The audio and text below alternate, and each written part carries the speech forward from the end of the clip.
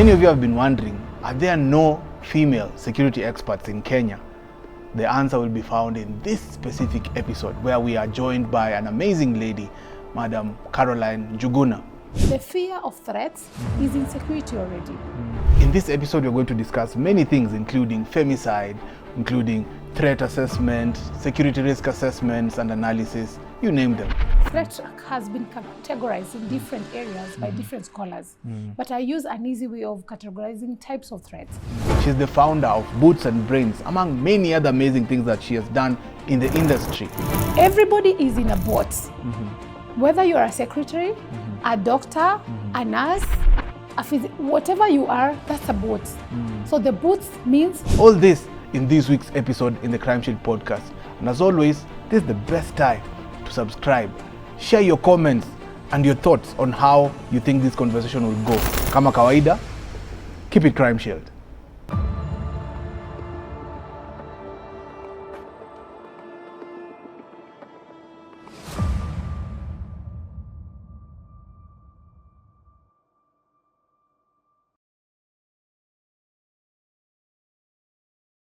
We always talk about keeping our communities safe, and we really love our nation, and everybody's responsibility is to see their part in making sure that the environment they're living in is safe, in a bid to make this safety and security a day-to-day conversation. Thanks for coming, and it's been imekuwa muda. Hii kitu tumeipanga but finally uko hapo. Karibu sana, Carol. Thank you. Thank you. So I want us to look at safety and security from a big perspective. And when we are looking at it, we've seen more incidences coming to light. Kumekuwa na femicide, kumekuwa na wizi wa mabavu. We saw people snatched, some guys snatching other people's phones and things like that. Nataka to dissect. I want us to look at the backbone or the baseline of what a common mwananchi should understand about safety and security. So probably I'll throw it into you and you can tell us security. Why security? So thank you, Kingsley, for having me. What I would like to say, I have more than a decade in the security industry, and I am looking at individuals and they are not able to know what security is. Yeah. Whatever is there, that security starts with you. But what is security? When a normal person is asked about security, what comes into mind is what? Threat or being away from harm, yes, or fear or something like that. Yes. Yeah. That's what I'm looking at. And when you tell people security, they think of the uniform, the guards, yes, the physical part of it. Yeah. But when I'm looking at security at a wider view, I'm talking about the threats. The fear of threats is insecurity already. It doesn't have to have the threat occurring or something that will happen to say that you're insecure. Just the fear of a threat is insecurity. For example, you may live in a community whereby you feel insecure. Yeah. Robbery is not happening, theft is not happening, assault is not happening, but you feel insecure. Na uko na pesa. It's because I look at security as a perception of the mind. Yeah. It's you feeling insecure. You can be in a family where you don't feel secure. Nobody has abused you, but you're not secure. Yeah. So it's a perception and it's a fear of a threat. Okay. So you look at definition of a threat is anything that causes harm or damage to an individual or to anything that you're taking care of. Yeah. So they look at security as, they define security as the threat. Okay. But there's a difference between security and the threat. Okay? Yeah. So security is a term, but threat on the other side. So security is a fear of a threat that might happen, while the threat is something that may cause danger. So security is not something that may cause danger. Security is a state. It's actually a state of the mind, whereby you feel secure and safe. So you come down and looking at threat and risk. Risk is a likelihood of a threat. So you as an individual, you need to understand what security is so that you're able to tackle it from an idea or a way that you understand it very well. Yeah. Yes. So basically, you've brought in a very critical point when you're looking at the threat. the threat can manifest in many ways. You can have the money, uko na pesa, uko na chakula, but you're still feeling insecure, which brings in the point here, the state of mind. Yes. So when you're breaking it down, you talked about the risk is when the threat comes to manifest itself and it becomes an event. Yes. So looking at that from that particular perspective, how can you put it in the context of the community? How can you put somebody understanding what is a threat to them? Because it's a state of mind. Yeah, and we've seen a lot of cases where people do not really understand. Mtu anasema tu niko na risk ya hii ni risky, but they don't know what exactly it means from a security standpoint. So I want you to speak to the person who does not really understand security, because the Crimeshield Podcast basically has to break down the security jargon to a way whereby common mwananchi anaweza elewa. So if you can just expound further on the threat and how it can manifest itself to become a risk. Okay, thank you. So we are looking at threat. Threat has been categorized in different areas by different scholars. But I use an easy way of categorizing types of threats. One is a direct threat, something that is coming directly to you as Kingsley. I'm coming to assault Kingsley. I'm coming to rob Kingsley. Yes. That's a direct threat. Yes. We have an indirect threat. A threat that is coming directly maybe to an institution where you're part of, or a threat channel to where you stay, and now it can get to you, but it's an indirect threat. Okay. The threat did not pinpoint Kingsley as a person. Then we have criminal threats, just criminal activities, theft, as like you're just in town and we have robbery going on and you are robbed. Yeah. That's just the state of criminality. Yeah. And then we have miscellaneous threats. They are threats that people ignore. In miscellaneous, I'll give an example. A health threat. If you're not well, you're not in good condition, wewe hauko sawa kimwili, you are not secure. How are you going to secure a body that is already sick? You're a threat to yourself. You're a threat to yourself. Yeah. And also to protect yourself and other people, you need to understand their health issues, if they have any problem, and so on. Or a miscellaneous threat, I can talk about a car breakdown, traffic. Yeah. Just miscellaneous that can make you be exposed to insecurity. Those are types of threat. But when I want to break it down to someone to understand it better, I want a person to look at a situation. For example, let me give you a situation like a public rally. If you have a public rally going on, what are types of the threat that you may be able to find out there? Saizi kwanza vile politicians are all over.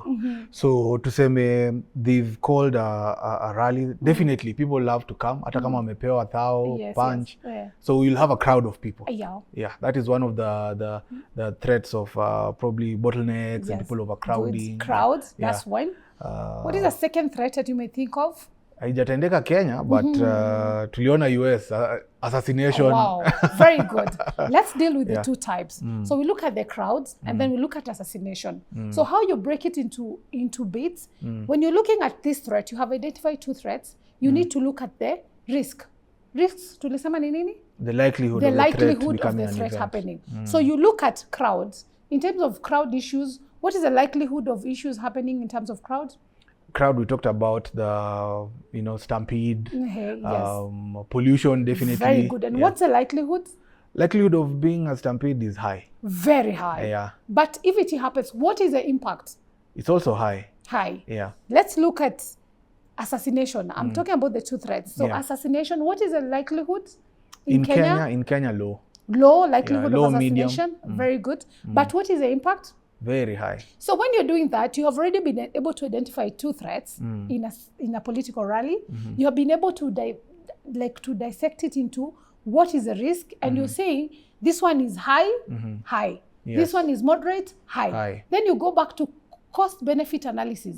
Ujiulize maswali. Yeah. Nimeweza kuanalyze nikaona hapa, if I engage, what will happen? What is the impact? So that you are able to analyze the situation before you actually get into the situation. Yeah. So when you do a cost benefit analysis and you decide to go on, it is not very critical, and you say, I'm going to go on with this. Kama nilikuwa naenda Isli, I will go to Isli because I've already identified threats. I've been able to break it down, and I feel like I have a need to go there. My cost-benefit analysis, I want to go there. Then you come to mitigation. The steps you take after being able to identify a threat, looking at the risk and looking at the impact. Now you come out with that mitigation.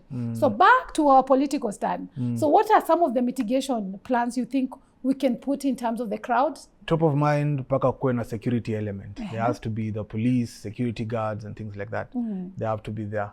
Correct. So you increase the number of guards. You do crowd control measures. You increase crowd control measures.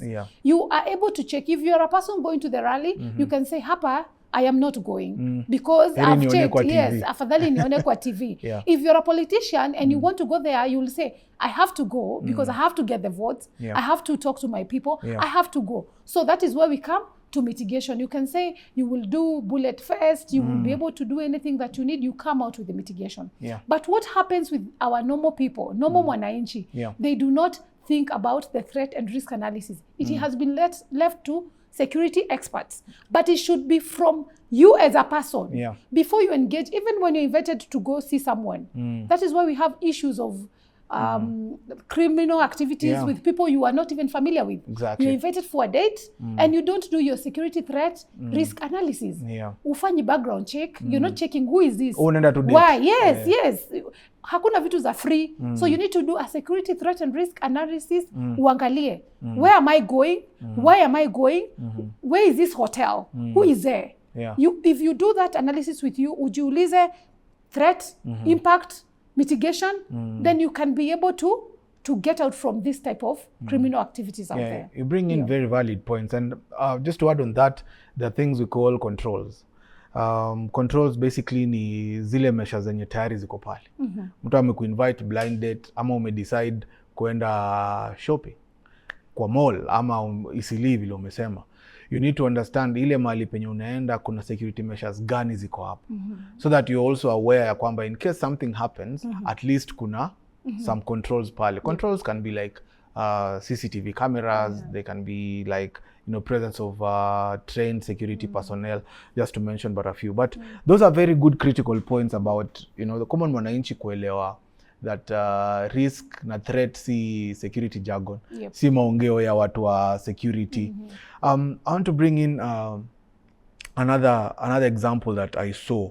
When people making decisions to engage in activities, be it sporting activities or be it rallies and things like that, one thing they need to understand is that the nature of the activity they're going to engage in, as you said earlier, carry a fair share of the risks.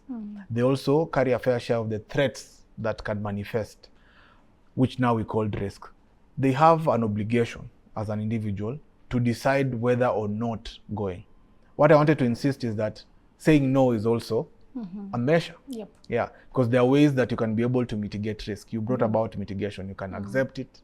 You can decide to, transfer that risk, or, you reject it, meaning that you're not going to engage in that activity.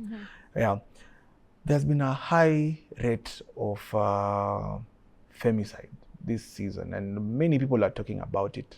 I want to hear it from you, coming from a lady who is a security professional, of high accord from you. What do you take from this? Respectively, yes, I'm a woman, and it is very bad. First of all, I apologize and I feel bad for the lives that have been lost through femicide. It is very sad.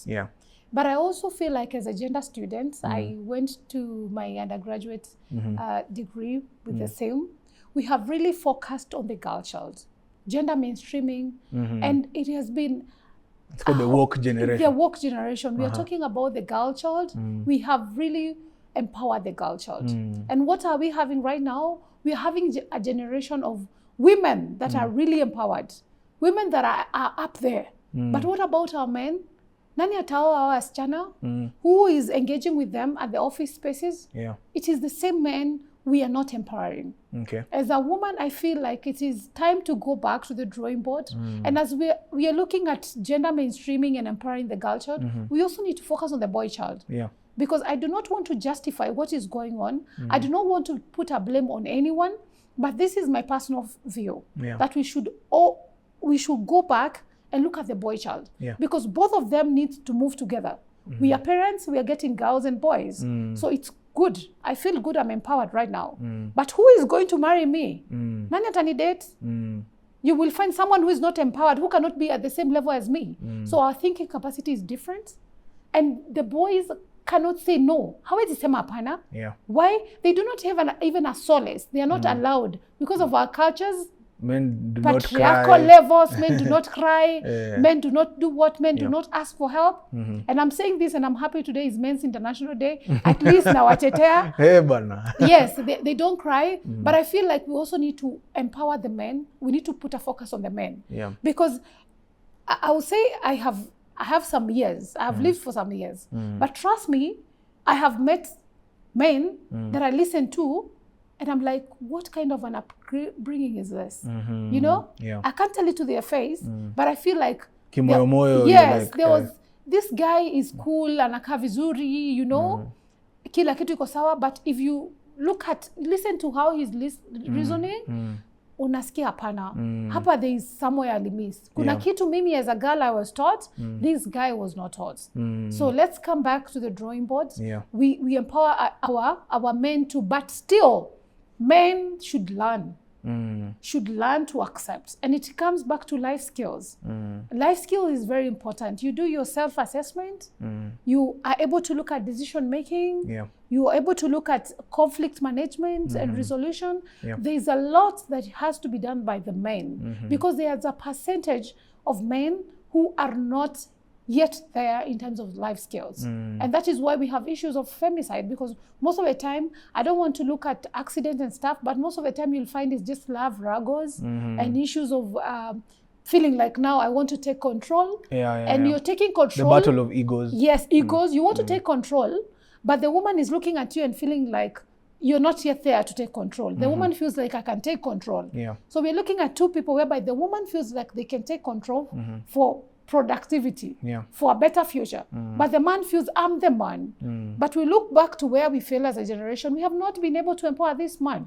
So we already have a conflict. There's a huge gap between how men are viewed in society, even in the African context, you know, where the man is supposed to be, you know, strong, solid rock and things like that. They can't vent, they can't talk about what is going on in their mind. And that is actually a trigger. When the men don't speak up, that bile, it piles up. And after some time, when it erupts, it becomes, you know, you can't even explain. Somebody who, you know, naturally looked akona kazi mzuri, you know, respectable in society, ends up doing stuff that you can't even, you know, understand.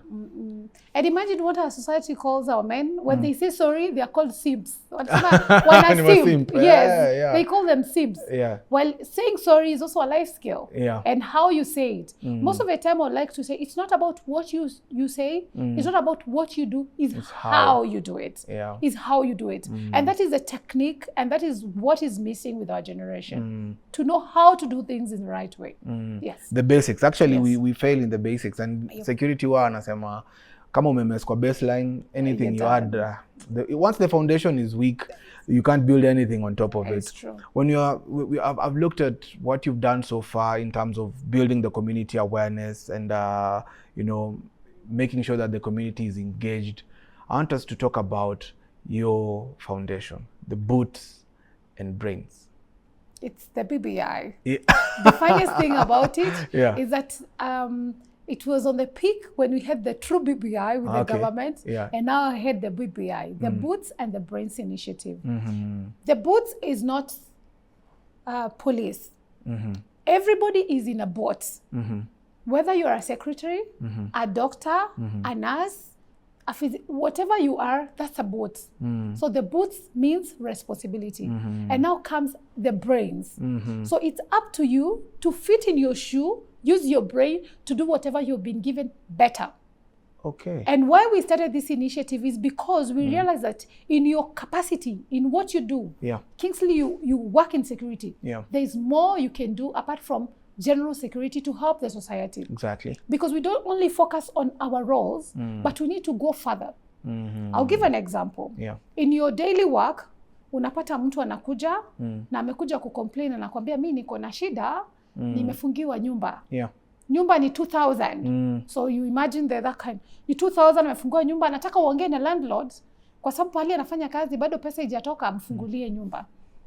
You see? Wow. And you call the landlord, anasema hapana mpaka nyumba ilipwe. What would you do? Definitely you'll have, depending on who's the person, not any random person, but definitely you'll feel empathetic and extend a hand. Now humanity comes in. So I am talking about everybody in their position having the human heart to help the people. Not only to do what is written in the roles, but to help the people. So what happened with the Boots and the Brains initiative, I was then in charge crime at Githurai by that time.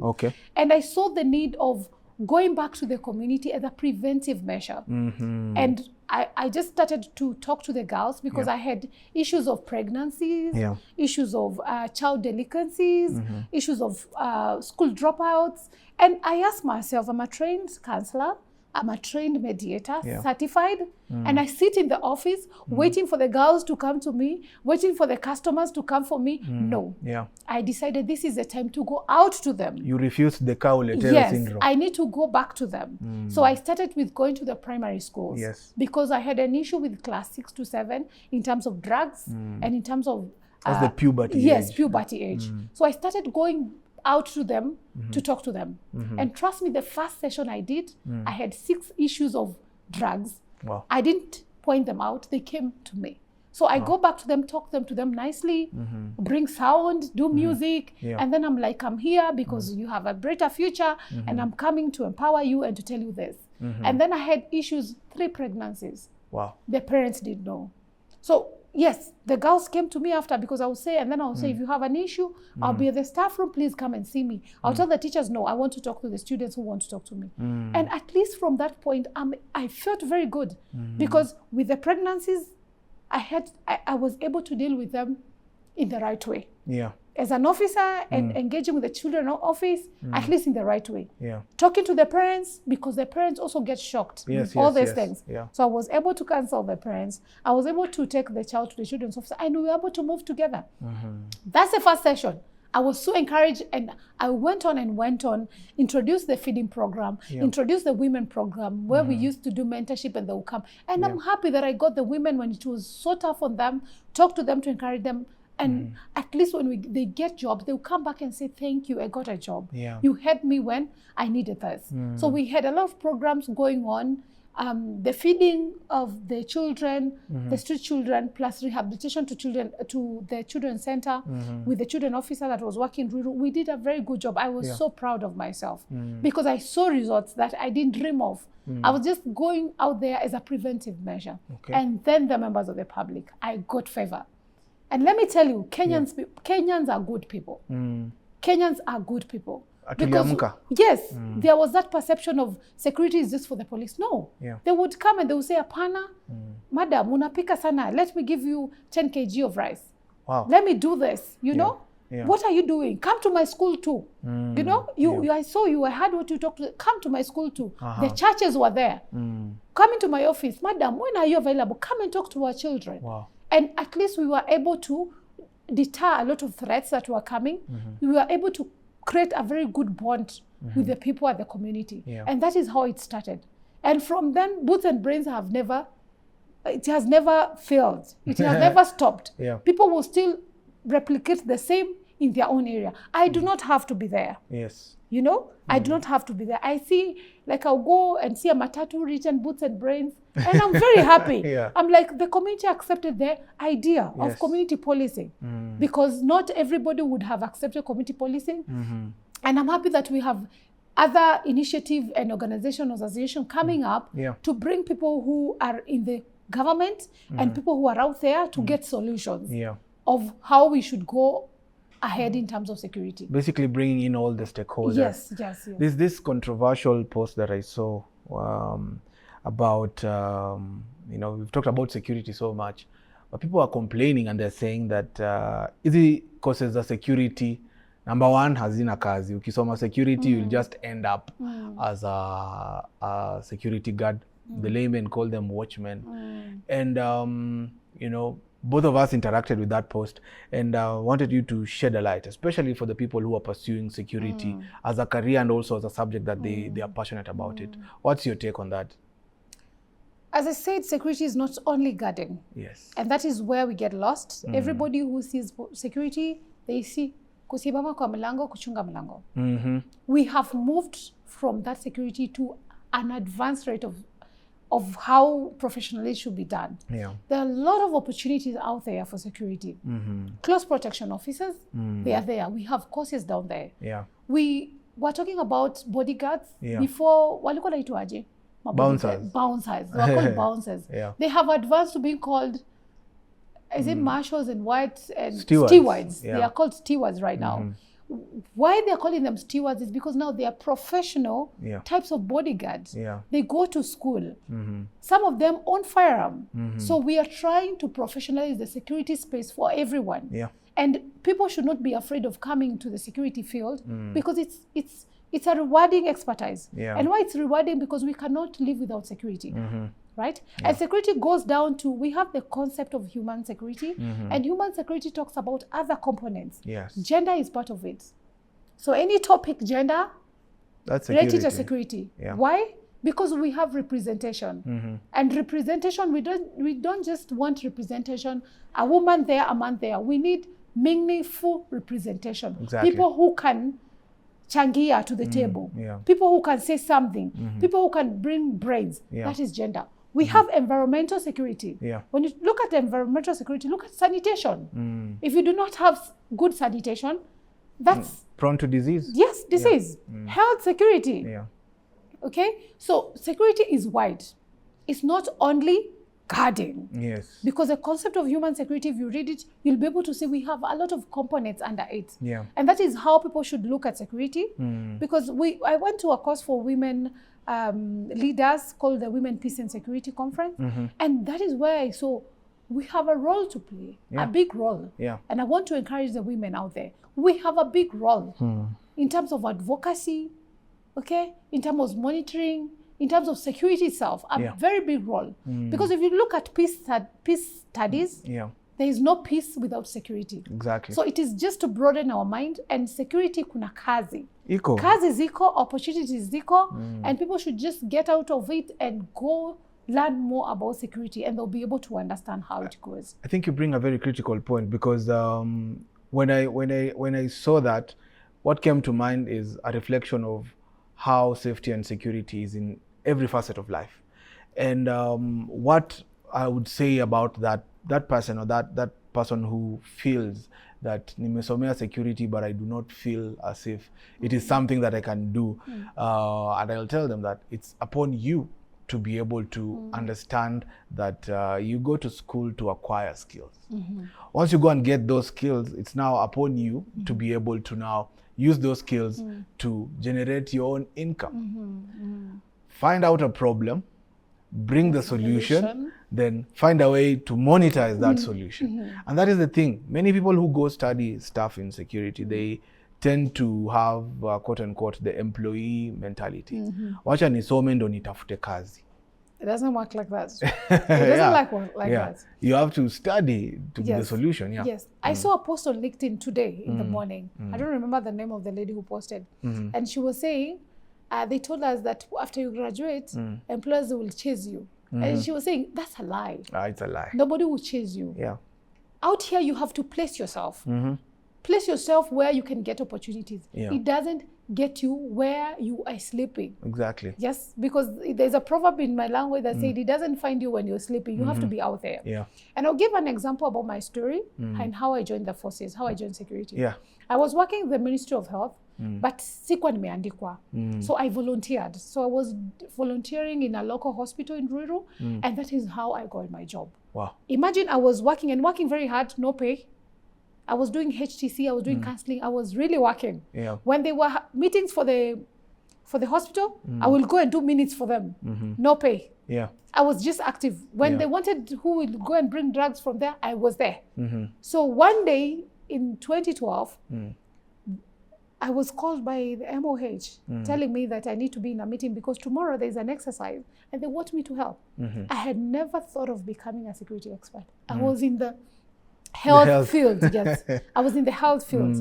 So I go there and they tell me, tomorrow we are having recruitment. And I was like, I'm very inquisitive. Recruitment ya nini? Okay. What do you expect me to do? Pima weight, chukua majina, leta watu wa huku nini, wenye watu tapima in terms of urine and yes, I got it. And then there with my inquisitive, I'm like, wanna recruit police waende wapi? I don't even have an idea. Yeah. But I ask and I say, who is being recruited? And they tell me, this is a grade. And I'm like, because I was already a graduate. Nauliza huyo OSPD. I didn't even know. Now I know he was an OSPD. I didn't know. Yeah. So hata nashangaa nimekaa chini na askari kwa boardroom moja. So I was asking, na kama mtu ako na degree? Anasema kwanza kama uko na degree, that is huyo ndo tunataka. Because we are changing the service into professionals. We want those with degrees. And I was like, I didn't say anything. I went to sleep on it. And trust me, I came to the field with my papers. My lab coat, as a doctor in quotes, but with my papers. Yeah. And that is how I got my job. Wow. Afterward, I said, no, I also want to try. So it was not even my center. Yeah. I didn't know there were centers. He said, no, let me see. Here, you're in the wrong center. He says, enda mahali ingine. And that is how I didn't know anything. That is how I rushed to the next center and I got a job. Being proactive. Yes, being proactive. So I'm asking people, you don't just have to graduate. You have to do more than graduate. You get the skills, yes, but how are you placing yourself? Exactly. You don't join associations. You do not volunteer. You don't want an internship. Yes. So like in security, we have so many organizations and associations. Yeah. Join them to learn. They have mentorship. Join there and learn and be mentored to become someone. Exactly. Do not just sit down. Yeah. And it's not only in security. Every field right now, you cannot just sit down. You have to go out there, be seen, place yourself strategically for the employer to see you or for an opportunity to come in. You have to place yourself in the right position. Yes. Be in the right tables so that even when you're not there, somebody else can vouch for you. Very true. You bring in a very critical point. You talked about volunteering. And many people do not look at it as something that pays off. Volunteering is very critical. The notion that people have after they pursue security or safety as a course is that this is kama sitakuwa polisi, kama sitakuwa kwa jeshi, basi siwezi fanya security. And yet they don't know that it is wide. Very wide. Look at the podcast. Very look at what wide. you're doing, Boots and Brains. Yes, among many other things. And if you look at each and every story is about just finding a problem and understanding that problem so well that you bring in a solution. And being part and parcel of a group of people, you call them associations and people who are like-minded. I want to bring in the aspect of also walking the talk by being a brand. Many people think about brands being big things, like paka ukwe Coca-Cola, ukwe Tesla, and you a brand. You as an individual out there can also conduct yourself in a way that people will know you as a brand. And that is exactly what any other corporate or any other person will want to work with. Brands will always work with brands. So how you package yourself, how you document your activities, if it is joining, LinkedIn and opening, all these networking applications that you can get in there, join conversations, hop into conversations and put in your peace of mind in there, and that can secure you a chance. I want us to look at now the children are home. Mashule zimefunga kana. Wanafunzi wametoka nyumbani and they are home. What would you advise the people out there? Many people don't know what to do with these kids. And sometimes when they are unsupervised, they end up in trouble. So what's your take on that with the children back home and wamezoea kuwa shule, wazazi bado wanaendelea na kazi? What's your take? First of all, it's really sad because our economy does not allow us to stay with the kids at home. The schools are closed, but the parents have to keep on working. But on the other side, there's much that we can do. Wakati wako shule, tunaachia watoto walimu. Now they're at home, we leave them with our helps. And that is a fail on our side. We need to create time. You need to get your off days when the kids are at home.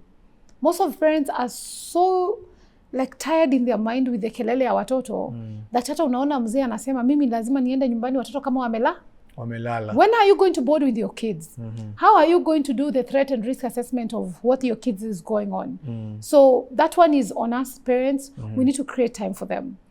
Also on the other side, the teenagers, the parents and everyone, let's look at situational awareness. We need to be aware of our environments, to be aware of what is really going on. As parents, we need to observe. And not only observe, but be able to understand what we observe with our kids. Because if we do not observe our children very well, we do not understand very well, and then we do not anticipate events that can lead to. As a parent, when you look at your child, you should be seeing 2 weeks. What will happen? Like anticipate events, anticipate what might happen, because this is your child. Reactive now. Yes, because this is your child.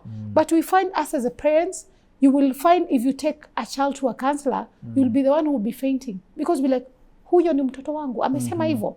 So us as parents, we need to go back to the drawing board because the generation has changed. It is not like siku zetu. Siku zetu it was like usitoke kwa nyumba and I'm done. It's okay. No sleepover, I'm done. These days you have to say, why siendi nje? When will I go? If you don't want me to go, when? That's our generation today.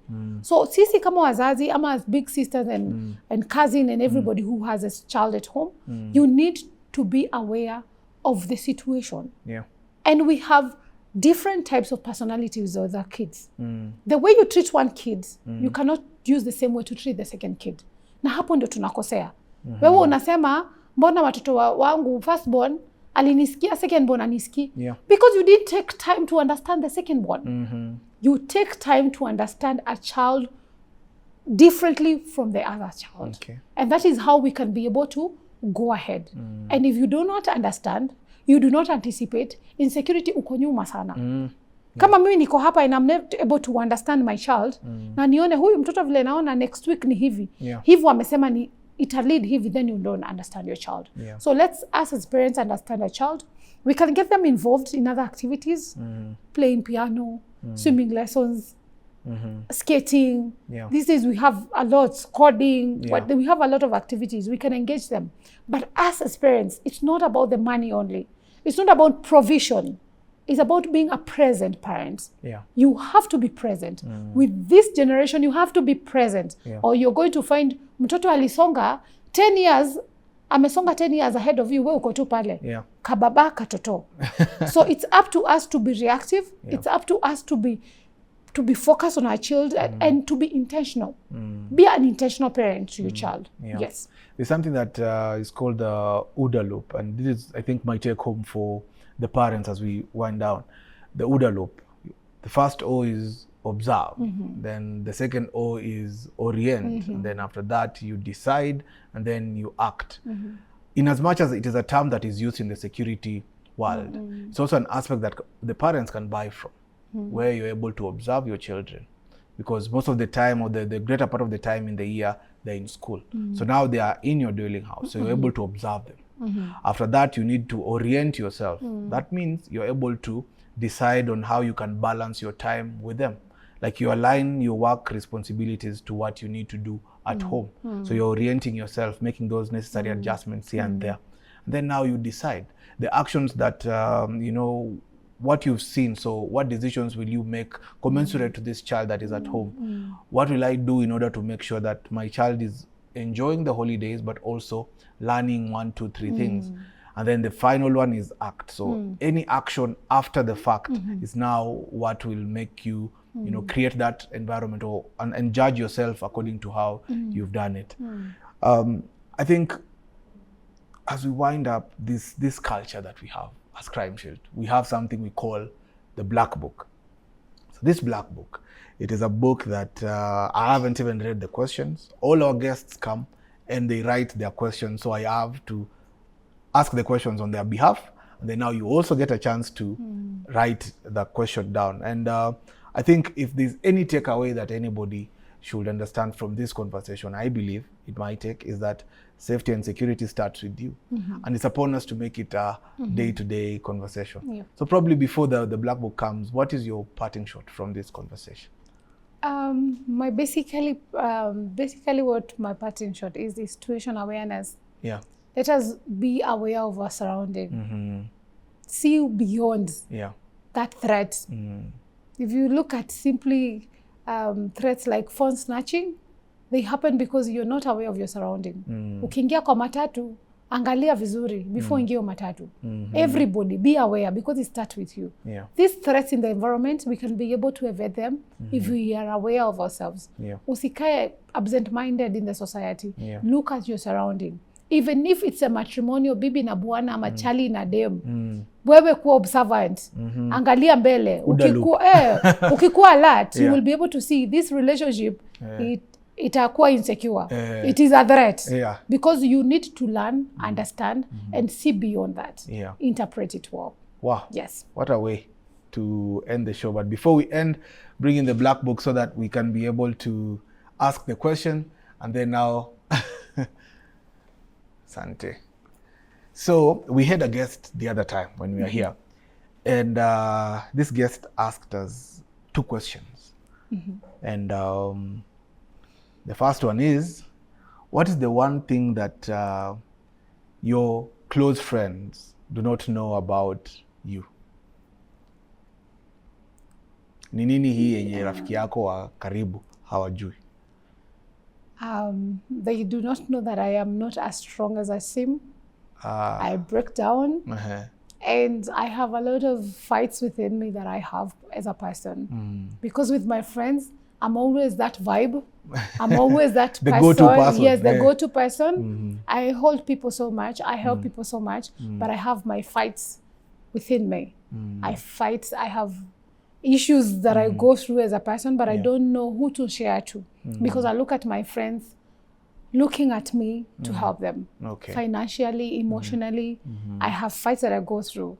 So I would not even mention their names, but they should know that I hold them up. But sometimes my cup is empty. And sometimes I need some time by myself, but it is not possible. Because at work, people are looking at me, at home, friends, and so on. Amazing. Wow.